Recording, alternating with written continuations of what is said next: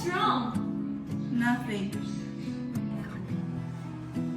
We can live. We can live right now. I can make money.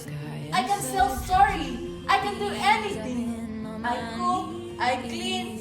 I can make our life for us. Let's run together. I don't want to get married. But why? Because I love him. You will be bored at him in 2 years, and we will be interesting forever. Just because my dreams are different from yours doesn't mean they are unimportant. I want to make a home and a family, and I'm willing to work and struggle, but I want to do it with John. I just hate that you're leaving me.